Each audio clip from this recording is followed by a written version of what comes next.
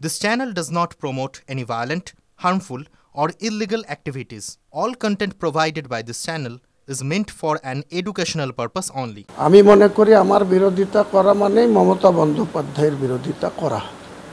তো তবুও আমি সেটাকে অতিক্রম করে মমতা বন্দ্যোপাধ্যায়ের প্রতীকের সম্মান রক্ষা করে আমি কিন্তু 43,383 ভোটের মার্জিনে জিতেছি।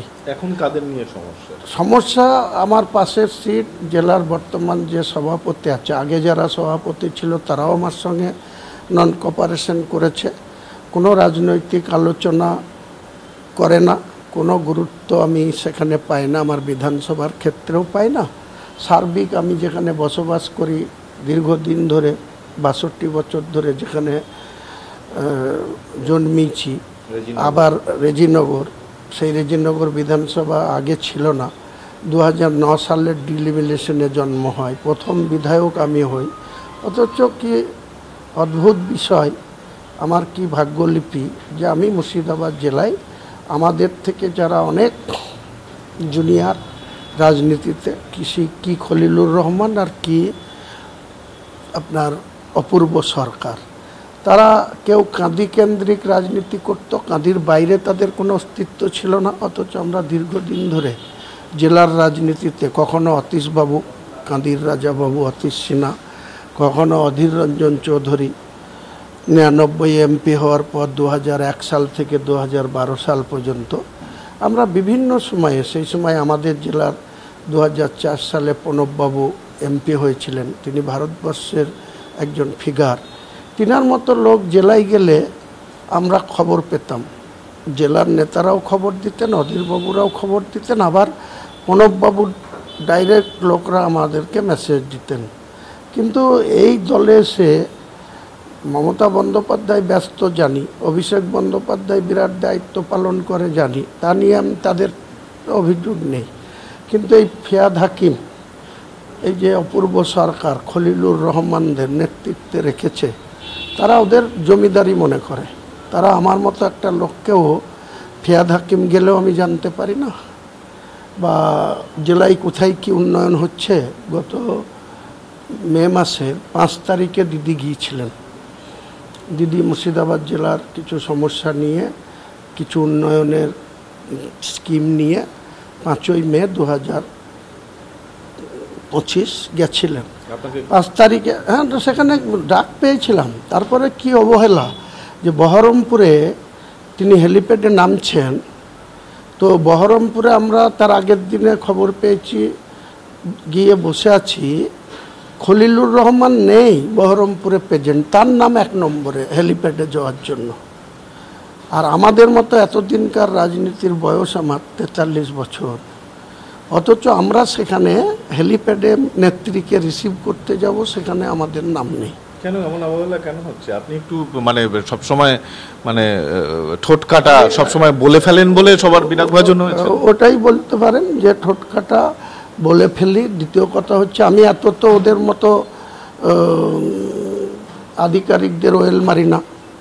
যে নাম সেখানে লিস্ট করে দেয় যে জেলা শাসক, সে জেলা শাসককে যখন জিজ্ঞেস করছি যে খলিলুর নেই, তার নাম 1 নম্বরে, আর আমরা এখানে প্রেজেন্ট আছি, আমাদের হেলিপ্যাডে যাওয়ার যোগ্যতা নেই, তো বলছে আমি জানি না। আমাদের কে জানে?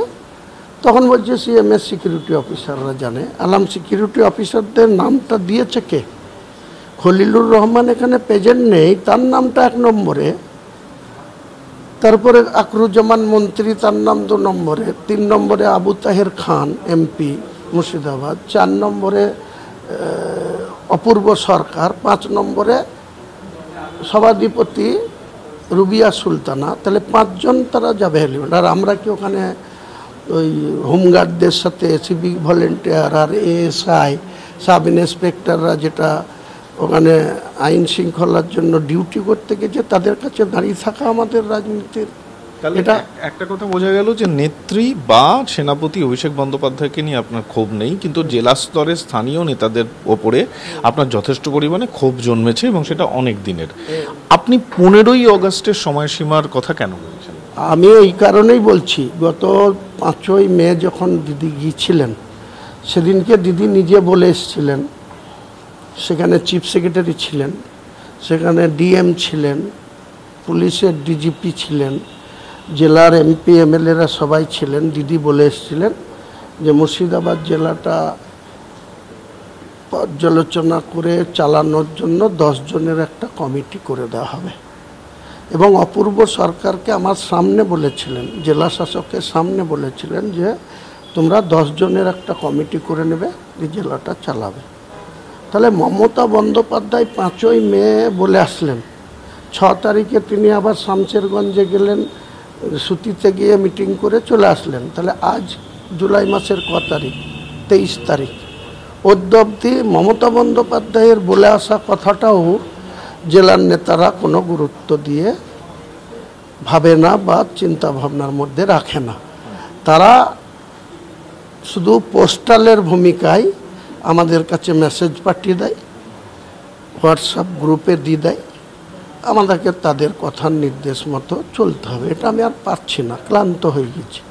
তার জন্য বলেছি যে নেতৃত্ব বলে আসার পরেও যখন তাদের এত দুঃসাহস তারা দেখায়, তাহলে আমার কথা হচ্ছে যে তারা দায়িত্বে আছে, দল তাদের উপর আস্থা রেখেছে, ভরসা রেখেছে। একদিকে খলিলুর রহমান আর একদিকে অপূর্ব সরকার, ওদিকে চেয়ারম্যান জাকির, তারও সেরকম করে কোনো শারীরিক অসুস্থতার জন্যই বলুন আর যে কোনো কারণে বলুন আজকে সেরকম নেই।